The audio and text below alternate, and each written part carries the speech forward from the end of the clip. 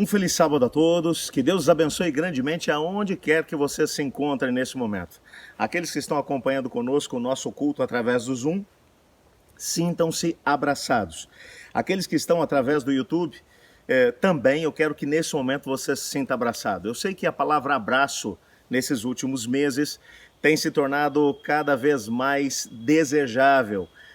Entretanto, apesar de vivermos um momento em que essa segunda onda do Covid-19 tem chegado até o nosso entorno, nós vemos em cada passo do caminho o Senhor Deus dirigindo todas as coisas. E se você hoje está ligado junto conosco nesse culto, é sinal de que Deus tem protegido também você. Eu queria desafiá-lo a continuar orando para que aquilo que é a vontade do Senhor Deus possa ser uma realidade na nossa vida. Nós hoje deveríamos estar começando os cultos presenciais já com a Igreja do Jardim Prudência, mas por causa do grande aumento de número de casos do Covid-19, nós acabamos postergando um pouco mais. Continuem orando para que o Senhor Deus faça a sua vontade na nossa vida. Só uma notícia que eu gostaria de dar a vocês. Vocês sabem que a gente está se preparando. No sábado passado, o Marcos Camilo, do Roupão da Fé, esteve pregando para a gente.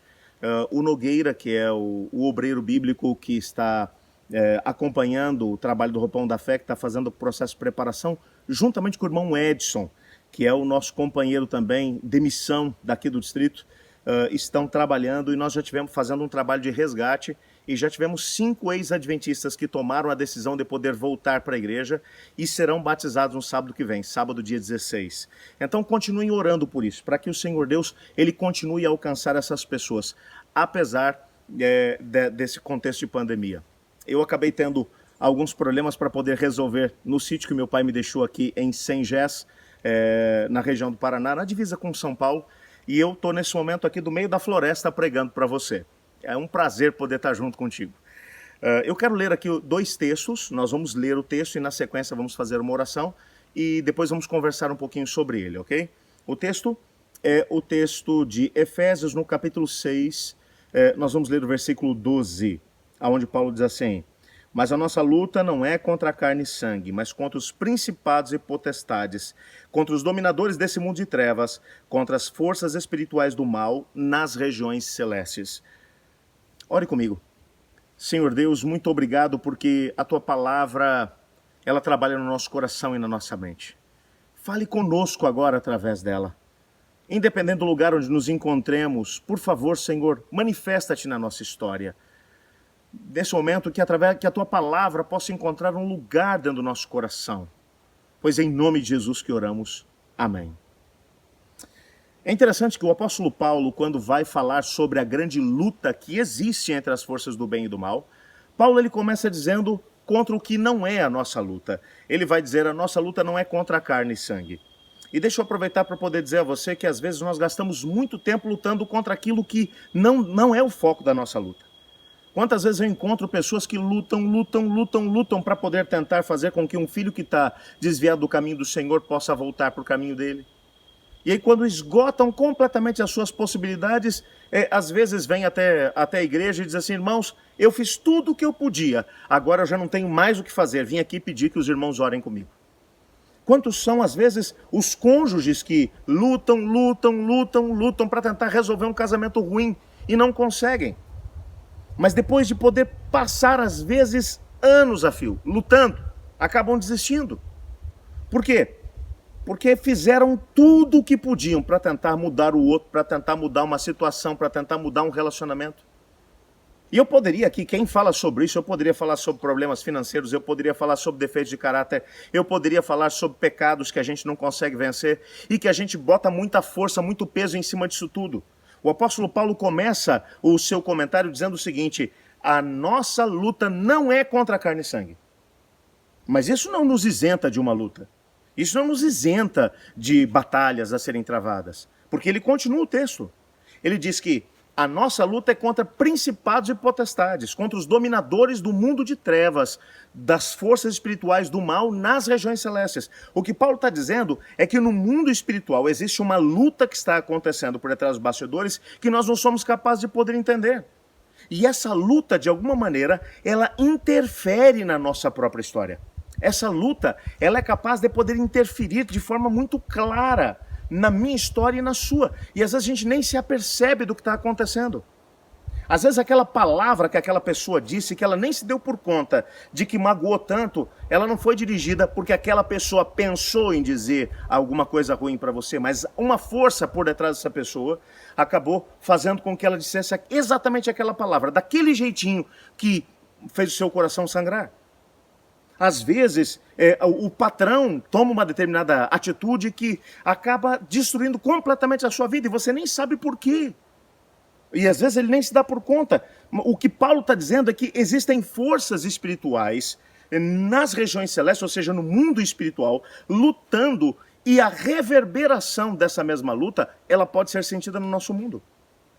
Eu vou tentar ser um pouquinho mais claro e mais específico a respeito disso tudo, ok? Quando a gente olha, por exemplo, para a história de Daniel.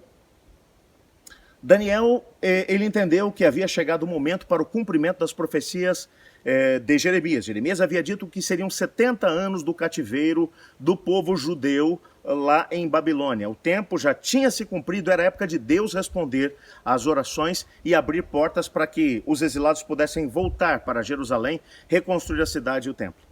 Mas nada acontecia aqui no nosso mundo visível.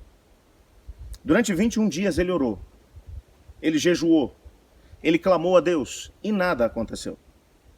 21 dias depois, o anjo Gabriel chega com aquela cara mais eslavada, olha para Daniel e diz para ele: Daniel, Deus te ama muito, viu, meu filho?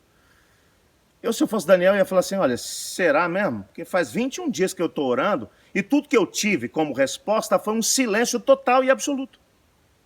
Eu pergunto, quem de vocês nunca passou por uma situação como essa? De ter um problema sério e você ora, jejua, busca a Deus, e a resposta que você tem é de um silêncio absoluto, total. Mas o mais interessante é o que o anjo Gabriel, ele falou para o Daniel, falou assim: Daniel, não foi de propósito que eu me atrasei. Na verdade, quando você começou a orar, saiu a ordem para que eu viesse aqui para poder trazer a resposta para você. Mas o próprio príncipe da Pérsia, o Satanás, ele se postou contra mim no caminho para cá, para a terra, e durante 21 dias a luta foi tão grande, mas tão grande, que se Miguel, o grande príncipe, que é o nome usado por Cristo Jesus antes da sua encarnação, se Miguel, o grande príncipe, não tivesse vindo em meu socorro, eu não estava aqui. Daniel não se deu por conta. Para ele, aqui, no que ele conseguia enxergar, nada estava acontecendo. Mas quando ele foi capaz de poder descobrir o que estava acontecendo naqueles 21 dias de silêncio de Deus, ele descobriu que, na verdade, o tempo tinha fechado nas regiões celestes, que havia uma luta acontecendo por detrás dos bastidores. É por isso que o apóstolo Paulo vai dizer, tem uma luta que a gente tem que travar. Mas essa luta ela não vai ser travada, ela não deve ser travada com as armas humanas. Não é com diálogo, não é com tentando explicar as coisas, tentando racionalizar as coisas, não é tentando buscar ajuda aqui e acolá e etc. e tal. As respostas que nós precisamos encontrar para alcançar a vitória final, total sobre os grandes dramas da vida é através de duas coisas muito simples, gente. E eu às vezes fico irritado com gente que tenta reinventar a roda. Tem duas coisas que não podem ser negociadas na vida de um cristão. Não pode ser negociado. É o estudo da Bíblia e a oração. Ponto. Gente, quando você vai para essas duas coisas... Olha, e eu digo para você um negócio. Essa tem sido a minha história, a minha experiência. Eu vou primeiro para a Bíblia, eu leio aquilo que o Senhor Deus tem a me dizer. Porque, às vezes, quando eu resolvo falar direto para Deus, eu falo muita bobagem. Às vezes as respostas que eu estou buscando eu já tenho direto quando eu vou para a Bíblia. Então eu faço uma curta oração e digo: Senhor, preciso que o Senhor fale comigo.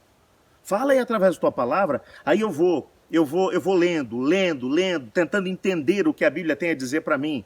E depois eu vou para a oração, eu clamo a Deus. E quantas são as respostas que eu busco, que eu tenho encontrado nesse processo de comunhão com o Senhor, de busca com o Senhor.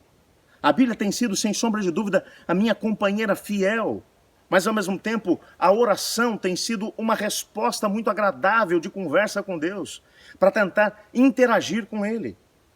O que Paulo está dizendo é que através da oração, através do estudo da palavra, através do jejum, nós temos a possibilidade de poder entrar no mundo espiritual, na dimensão espiritual, e fazer parte de uma batalha, de uma luta. e vencer. Ah, pastor, mas eu não quero usar essas armas. Tudo bem, você vai continuar em luta, mas a diferença é que você vai perder. E eu falo para você, só para você poder daqui a pouco compreender um pouquinho melhor isso. Talvez esteja falando hoje para uma pessoa que está buscando uma resposta muito importante em 2021. Precisa que Deus te dê uma resposta lá no seu emprego, talvez lá na sua família, lá no seu casamento, lá com os seus filhos, sei lá, você está buscando uma resposta de Deus. Até agora a resposta parece que não vem. Eu quero te desafiar a usar as armas de Deus. E vou te mostrar agora por que é que a gente tem que usar essas armas de Deus. E entrar nessa luta usando oração, estudo da palavra e quando você se sentir realmente atormentado até o jejum. Eu vou te explicar o porquê. Há um texto na Bíblia que eu acho fantástico. E eu queria compartilhar com você. O segundo texto que eu quero ler, que está em 2 Reis capítulo 6, a partir do verso 8. O texto diz assim: Ora, o rei da Síria estava em guerra contra Israel. Depois de reunir-se com os seus conselheiros, disse: montarei o meu acampamento em tal lugar. Mas o homem de Deus mandava uma mensagem ao rei de Israel: evite passar por tal lugar, pois os arameus estão descendo para lá. Assim o rei de Israel investigava o lugar indicado pelo homem de Deus. Repetidas vezes Eliseu alertou o rei que tomava as devidas precauções. Isso enfureceu o rei da Síria, que, convocando seus conselheiros, perguntou-lhes: vocês não me apontarão qual dos nossos está do lado do rei de Israel? Respondeu um dos conselheiros: nenhum de nós, majestade. É Eliseu, o profeta que está em Israel, que revela ao rei de Israel até as palavras que tu falas em teu quarto. Ordenou o rei: descubram onde ele está, para que eu mande capturá-lo. Quando lhe informaram que o profeta estava em Dotã, ele enviou para lá uma grande tropa com cavalos e carros de guerra. Eles chegaram de noite e cercaram a cidade. O servo do homem de Deus levantou-se bem cedo pela manhã e, quando saía, viu que a tropa de cavalos com carros de guerra havia cercado a cidade. Então ele exclamou: ah, meu senhor, o que faremos? O profeta respondeu: não tenha medo. Aqueles que estão conosco são mais numerosos do que eles.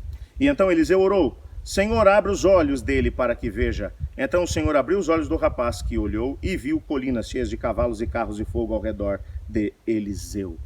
Esse texto é um texto, sem sombra de dúvida, fantástico. Nesse texto nós descobrimos algo realmente tremendo.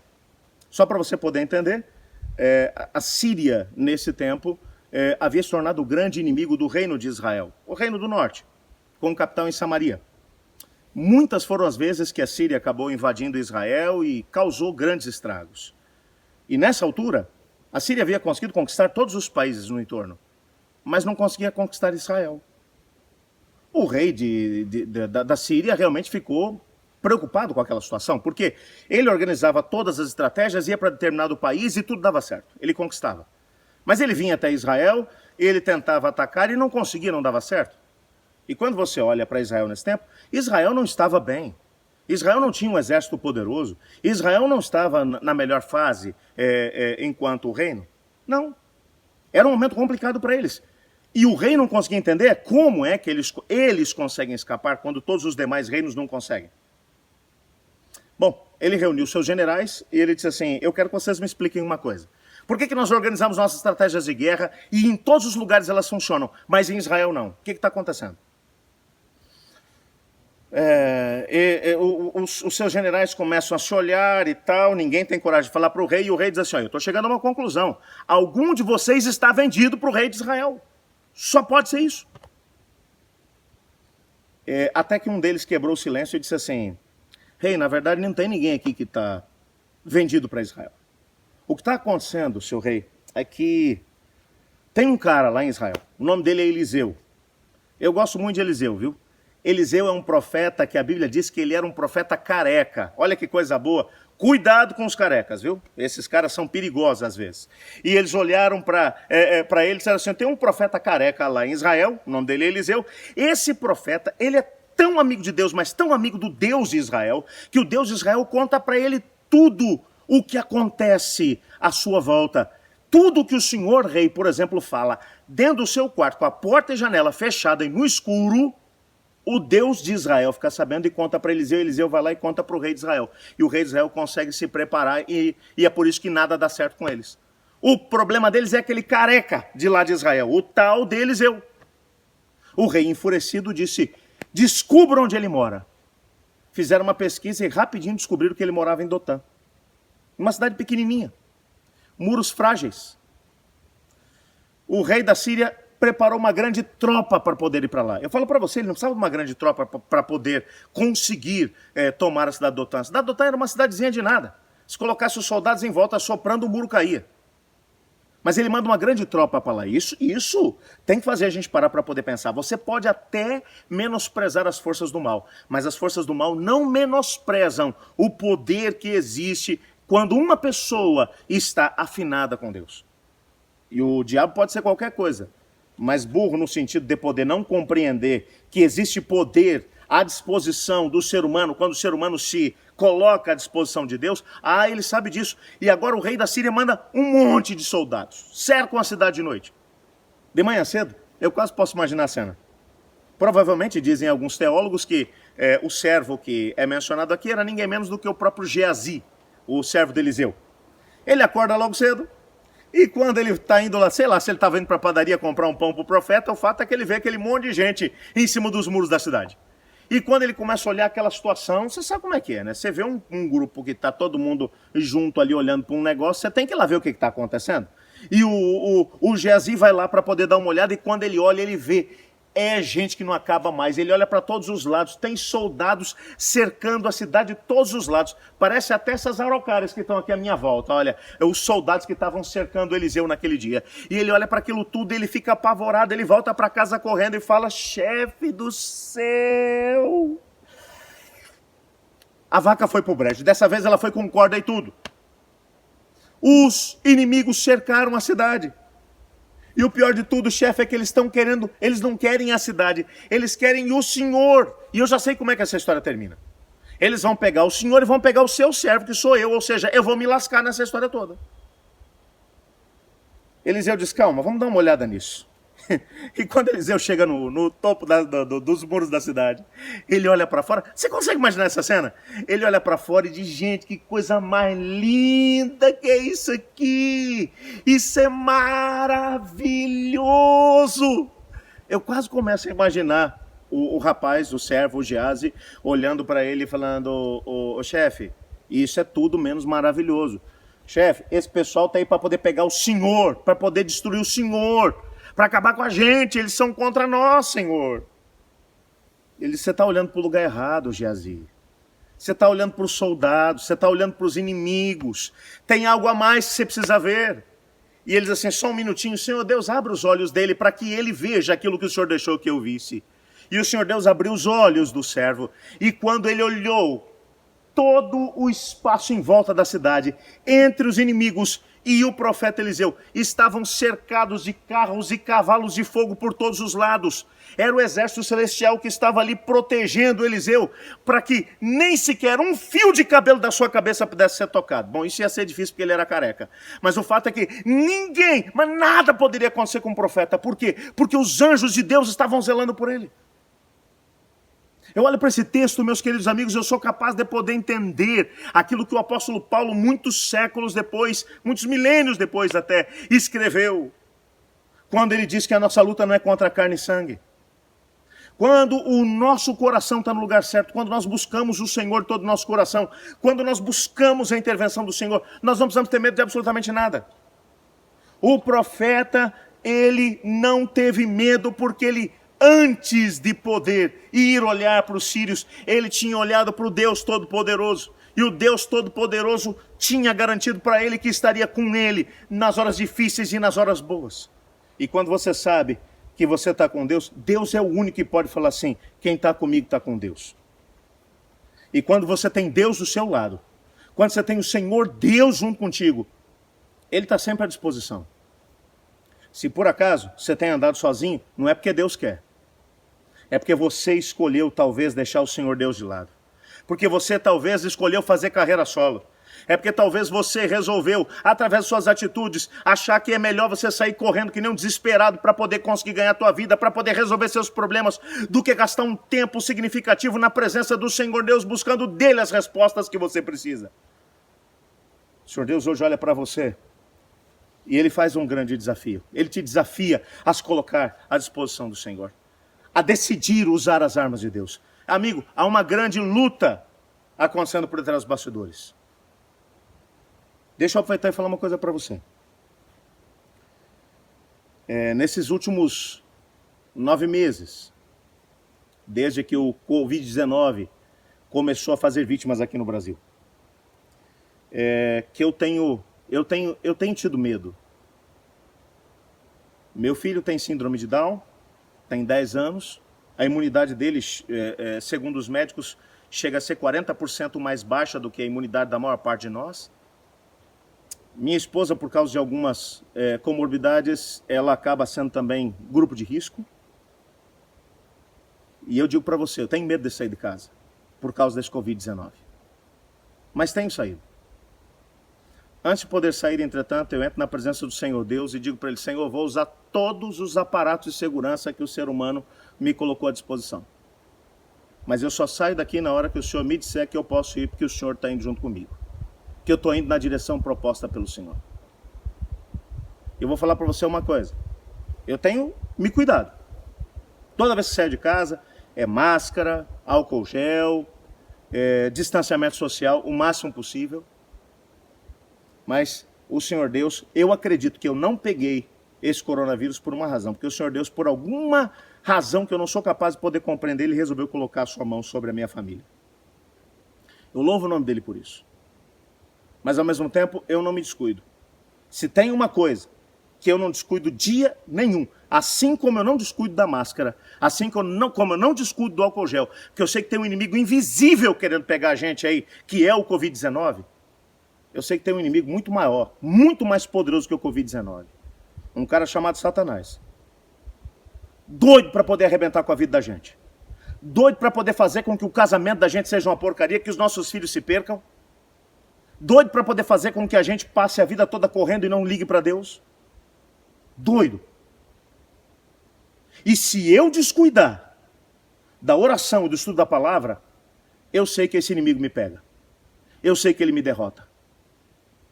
E se eu tenho conseguido alcançar alguma vitória, eu sei que não é pelos meus méritos. É porque eu tenho usado as armas que estão à nossa disposição. Irmãos, nós vamos ter que continuar lutando até que Jesus volte aqui a esse planeta. 2021 vai ser uma luta, a gente sabe.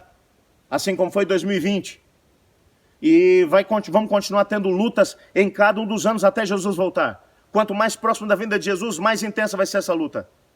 Mas, irmão, por favor, não use a sua força para poder tentar vencer essa batalha. Use a força e o poder que o Senhor Deus colocou à nossa disposição, através do estudo da Bíblia, da oração. E se tiver complicado, vai para o jejum, porque jejum é fome de Deus. Eu quero nesse momento clamar a Deus. Eu quero orar por você que está junto comigo.